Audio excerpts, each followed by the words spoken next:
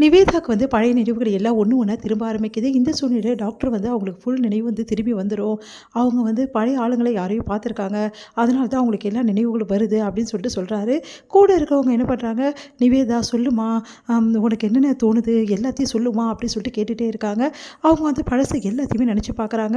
அப்போ வந்து அவங்களுக்கு வந்து கிளியரா வந்து அந்த முகம் வந்து வந்துடுது. நம்ம வந்து விஜயோட முகம். விஜய் முதல்ல மீட் பண்ணது. அதுக்கப்புறம் விஜய்க்காக வந்து எல்லாமே பண்ணது. அவர் வந்து லவ் ப்ரப்போஸ் பண்ணது. அதுக்கப்புறம் அந்த இடத்துல இருந்தது. அவரும் வந்து நம்ம வெண்ணிலாவும் வந்து என்ன பண்ணுவாங்க, ரொம்ப வந்து உயிருக்கு உயிரா வந்து லவ் பண்ணது. ஒரு சந்தர்ப்ப சூழ்நிலையில 2 பேரும் பிரிஞ்சது. அது எல்லாத்தையுமே சொல்றாங்க. அத கேட்டு அவங்க எல்லாத்தையுமே கேட்டுட்ருக்காங்க. "இவ்ளோ உயிருக்கு உயிரா நீ பழகியிருக்கியா?" அப்படின்னு சொல்லிட்டு கேட்டுட்ருக்காங்க. "ஆமா, அவர் பேர் விஜய். அவர நான் உயிருக்கு உயிரா விரும்பினேன்" அப்படின்னு சொல்லிட்டு அவரோட ஃபோட்டோ கூட இதில இருக்கு அப்படின்னு சொல்லிட்டு காட்டுறாங்க. அத பார்த்துட்டு "இந்த தம்பியா?" அப்படின்னு சொல்லிட்டு அதிர்ச்சி அடைறாங்க அவங்க.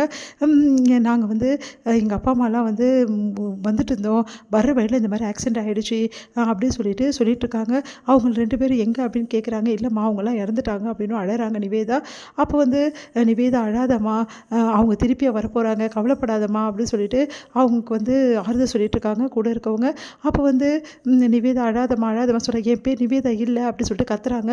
"என்னம்மா சொல்ற?" அப்படின்னோனே "என் பேர் வெண்ணிலா, என் பேர் வெண்ணிலா" அப்படின்னு சொல்லிட்டு அழறாங்க சொல்லி. அத கேட்டு அவங்க அதிர்ச்சி அடைறாங்க. "உன் பேர் வெண்ணிலாவா?" அப்படின்னு சொல்லிட்டு. அடுத்து வந்து நம்ம குமரன் வந்து என்ன பண்றாரு, ரொம்ப மனசு கஷ்டத்தோட இருக்காரு. வீட்ல எல்லாருமே கிண்டல் பண்றாங்களே பிள்ளைங்க எல்லாருமேன்னு சொல்லிட்டு, மறுபடியும் வந்து அவருக்கு வாய்ப்பு குடுத்து அவர தேடி போறாரு. அவர்கிட்ட நடந்த விஷயத்தெல்லாம் சொல்றாரு. "சார் எங்களுக்கு ஒரு ஒரு வாய்ப்பு வாங்கி தாங்க சார்" அப்படின்னு சொல்றாரு. "சரி ஓகே நான் டைரக்டர் கிட்ட பேசுறேன்" அப்படின்னு சொல்லிட்டு அவர் டைரக்டர் கிட்ட பேசி ஒரு வாய்ப்பு வாங்கி தராரு. அத சூப்பரா ஒரே டேக்ல வந்து சூப்பரா வந்து பேசி முடிச்சிடுறாரு நம்ம குமரன். அத பார்த்து எல்லாருமே வந்து அவர பாராட்டுறாங்க. டைரக்டரும் பாராட்டுறாரு. "கண்டிப்பா இந்த சீன் வந்து வரும். நீங்க எதிர்பார்க்கலாம்" அப்படின்னு சொல்றாரு. "இப்ப நம்ம யார்கிட்டயும் சொல்லக்கூடாது" அப்படின்னு சொல்லிட்டு குமரன் வந்து முடிவெடுக்கிறாரு. வீட்ல இருக்கவங்க அந்த சீரியல பார்க்குறாங்க. மாமா வந்திருக்காருன்னு சொல்லிட்டு எல்லாரும் கொண்டாடுறாங்க. "ஏங்க நீங்க சாதிச்சுட்டீங்க" அப்படின்னு சொல்லிட்டு குமரன வந்து அப்படியே கட்டிப்பிடிச்சு அழறாங்க. நம்ம வந்து கங்கா சொல்றாங்க, "நீங்க கண்டிப்பா பெரிய ஆள் ஆவீங்க" அப்படின்னு சொல்லிட்டு அவருக்கு ஆறுதல் சொல்றாங்க. அடுத்து வந்து இங்க என்ன பண்றாங்கன்னா, காவேரி வந்து ரொம்ப சூப்பரா வந்து குடும்ப பொறுப்புகள அவ்வளோ அழகா கவனிக்கிறாங்க. அதே மாரி ஆஃபீஸ் நிர்வாகத்தையும் அவ்வளோ சூப்பரா பார்த்துக்கிறாங்க. இதனால வந்து வீட்ல உள்ளவங்களும் அதே மாரி விஜய்க்கும் ரொம்ப சந்தோஷப்படுறாரு. விஜய் வந்து காவேரியை பாராட்டுறாரு.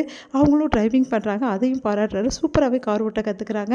தனியாவே போயிட்டு வராங்க. இதெல்லாம் பார்க்கும்போது விஜய் வந்து உண்மையிலேயே சூப்பர் காவேரி அப்படின்னு சொல்லிட்டு அவங்கள பாராட்டிட்டு இருக்காரு. அடுத்து வந்து எங்க ஆஃபீஸ்ல வந்து மேனேஜர கூப்பிட்டு வந்து ஒரு வில்லா வந்து புக் பண்ண சொல்றாரு.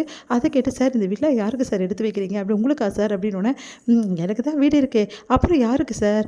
அது சஸ்பென்ஸ். என் பேர்ல வந்து பண்ணாதீங்க ரிஜிஸ்ட்ரேஷன் நான் சொல்ற பேர்ல பண்ணுங்க.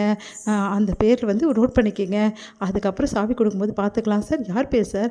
"காவேரி" அப்படின்றாரு. அது கேட்டு "சார் மேடம் பேரா?" அப்படின்னோனே, "ஆமாம். ஆனா இந்த விஷயம் எக்காரணம் கொண்டு காவேரிக்கோ வேற யாருக்கும் தெரியவே கூடாது. இது சர்ப்ரைஸா நான் கொடுக்க போறேன்." அப்படின்னோனே, "சார் சூப்பர் சார் கலக்குறீங்க சார். மேடம் என்கிட்ட வந்து அந்த விழாவ பத்தி ரொம்ப விலாவரியா கேட்டுட்டே இருந்தாங்க சார். அப்பவே நினச்சேன் சார் கண்டிப்பா வந்து வாங்கிடுவாங்கன்னு சொல்லிட்டு. அதே மாரி வந்து வாங்கிடுறாங்க சார்." அப்படின்னோனே, சரி ஓகே சார். நீங்க தான் வந்து புக் பண்ணி மேடம்க்கு வந்து சர்ப்ரைஸா கொடுக்க போறீங்களா சார்?" "சரிங்க சார். நாங்க யாருமே சொல்லவே மாட்டோம் சார். நீங்க சர்ப்ரைஸா பண்ணுங்க. மேடம் ஒரு வில்லான்றதால இன்னும் சூப்பரா நாங்க அதுக்கு தேவையானதெல்லாம் செமையா பண்றோம் சார்." அப்படின்னோனே, சரி ஓகே. இது எக்காரணம் கொண்டும் காவேரிக்கு தெரியக்கூடாது அப்படின்னு சொல்லிட்டு சொல்றாரு. சரின்னு சொல்லிட்டு அவங்களும் சொல்றாங்க. அடுத்து வந்து விஜய் யோசிக்கிறாரு. காவேரிக்கு வந்து இந்த வீட வந்து பிரசன்ட் பண்ண போறேன். அதுக்கப்புறம் காவேரி மனசுல வந்து என்ன இருக்கு நான் தெரிஞ்சுப்பேன். காவேரி வந்து என் மனசுல இருக்கான்னு சொல்லிட்டு காவேரி கிட்ட நான் சொல்ல போறேன்.